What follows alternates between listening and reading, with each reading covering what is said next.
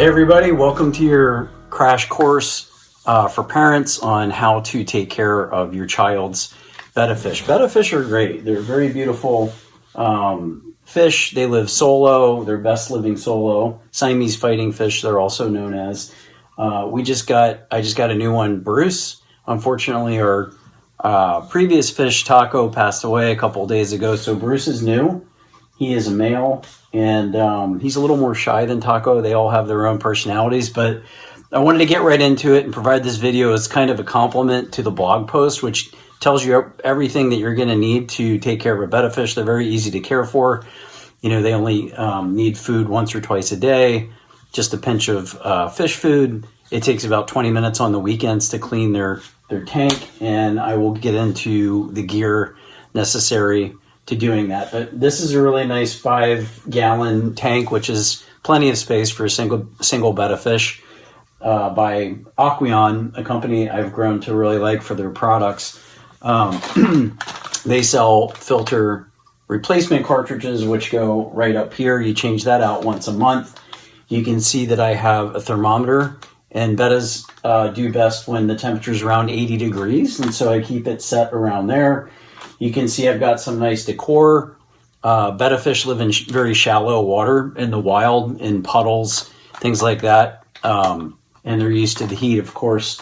So they actually aren't that great swimmers. They aren't great swimmers. They have beautiful fins, but they're pretty stationary fish. So they don't need a ton of space to run around. And you can see I kind of keep the opening clear. And then they like the plants on the side are nice because they do like to when they sleep or when they rest, they like those little pockets. And Bruce is a little shyer, like I said, than the previous betta that we had, Taco, who was very lively and responded to our voices and ate fast, all that sort of stuff. Bruce is, a little more, he's still getting used to his new home and even the sound of my voice, and kind of hides when I come in the room. So that'll all change. I got Taco, the previous fish, as a tiny guppy-sized betta, and I got Bruce a little bigger. You can see at this age, I don't know how old he is. He's probably less than a year, if I had to guess. They have a lifespan of somewhere between, 2 and 5 years, I've read, sometimes even 6. So they can last for a while. Taco, our last one, was a year and a half. The first one, just a few months, and that was also a guppy-sized fish, and I'm not sure if that was a health thing. Sometimes they get stressed out from, going from wherever they're bred or imported from or whatever to the pet store and whatnot. So there are factors that are sometimes outside your control, but if you clean the tank once a week, replacing 20% of the water, they should live a long and healthy life, and we're hoping Bruce lives a long and healthy life too.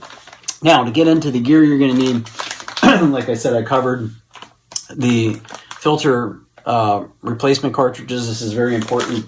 The filter obviously filters things out like their waste and food and whatnot. I'll get into my basics here. There are test strips available, and I'll test the water once a week. Usually it's fine if you're cleaning their tank regularly, but you can see levels on this for nitrates. Nitrite, that's toxins, that's poison, their waste, if that starts to build up. Very unlikely that's going to happen with a single betta fish, but they still need clean water, and those are the two things on the back you need to look for. And you can see that I've marked levels after researching this, where these colors should look after you. All you have to do is dip one of these test strips into the water, you pull it out, and you check the colors on the back, and then you're done. There's not much that you can do about water hardness. KH is carbonate hardness, and the pH. I have found that there are remedies for this, but they're more difficult to control. And I've been told that these fish get used to things like the hard water with treatment. So before you put in new water from the tap, you're going to want to use something like this, which I like, AquaSafe for bettas by Tetra. You just read the instructions in terms of how much you need to put in the water. It's usually 10 drops, depending. If it's 20% of the water, I fill this up, 7 drops. That's about 15% of this 5-gallon tank. You can see I keep this 2-quart pitcher around here to catch new fresh water from the tap, which I then switch out to this. So that's the basic gear. Some extras, if you're going on vacation, they can skip a day or two of food, but like these vacation feeders come in 7-day versions. We've used them before successfully. They're just little pellets that basically melt off the food.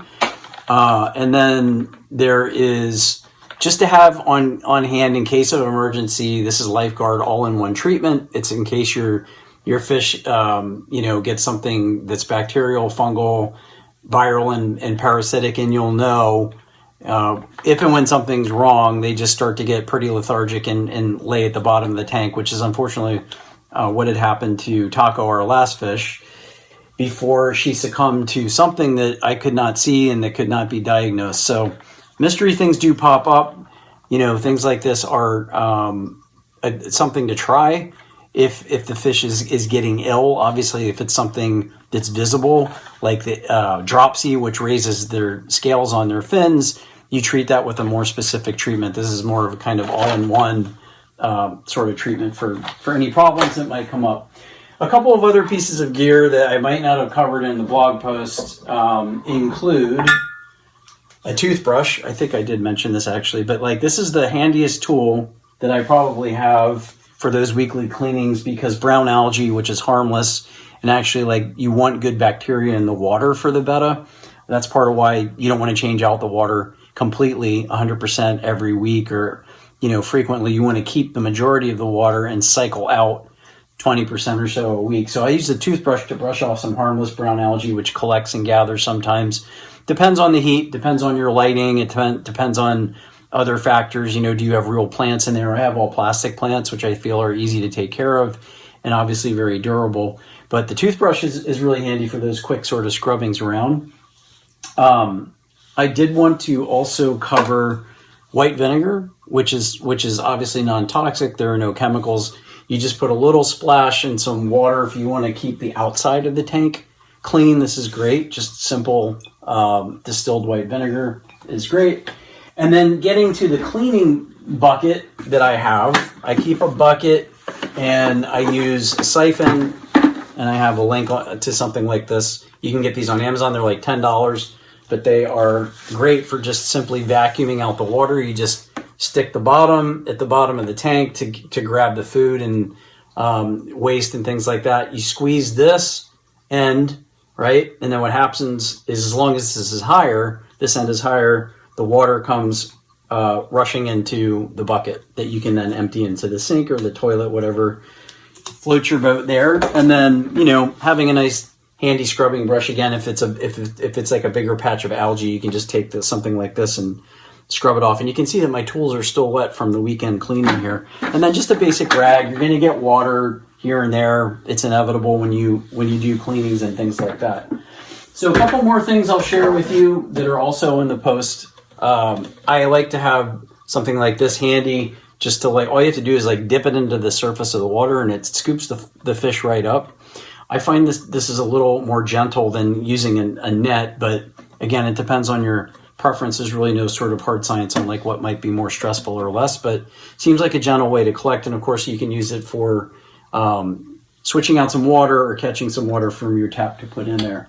And then last but not least, I do like to transfer the fish to an outside container with a lid. Believe it or not, that is can jump. I've never seen that, but apparently it's a thing, probably for older bettas. But I like to transfer them to this so I can really get around in there and clean up. You don't want to do that while the fish is in there because it will stress them out, probably. So that is about everything I have to share on this. Don't forget to get a thermometer. I keep that temperature, which has a small display, at 80 degrees. That's all there is to it. You give them a pinch of food. Usually, like my son, this is his room and this is his fish. I've just become the aquarium keeper here. You give him, my son gives him a pinch in the morning. We give him a pinch at dinner, one of us, and we tell each other, so that we're not overfeeding the fish. And like I said, it takes about 15, 20 minutes to do your cleanup routine. I just do it on a weekend. I actually have found it to be very peaceful. At first, I wasn't really crazy about another obligation and having to clean a fish tank, but I love animals and I love fish and water. And so I find it to be very calming. The whole family seems to enjoy her presence whenever we pass outside in the hallway. Our old fish Taco would hear the sound of our voice or see us in the doorway, and she would immediately perk up and spin around and get really excited because she knew that a feeding was coming. Bruce, I think I mentioned, is a little more shy because he's maybe like half-life or younger. He's still getting used to the sound of my voice. He kind of hides when he hears me talk and stuff like that, but soon he's going to start making that association with me showing up and, feeding him. So that makes them happy. But yeah, I wish you the best on your betta fish keeping journey. I hope that this video and the post has been informative and educational and saves you a lot of time, because there's just a ton of research out there in the form of books, YouTube videos, articles, all the stuff, documentation that comes with the tank and all these tools and whatnot. It's a lot to absorb. So hopefully between the post and this video, you spend 20 minutes versus the tons of hours I spent when, I became an aquarium keeper for the first time, probably since childhood. It's not rocket science. It's just that there's a lot of information. You don't need to know every little thing about like pH levels and all that stuff. These are the basics. So yeah, hope that helped. And if you like the video, give me a subscribe. I do different things from, my music to Bigfoot research, which is another topic that I'm interested. You'll see on my channel a series of videos with people in the field. So hope to see you again. Thanks for visiting.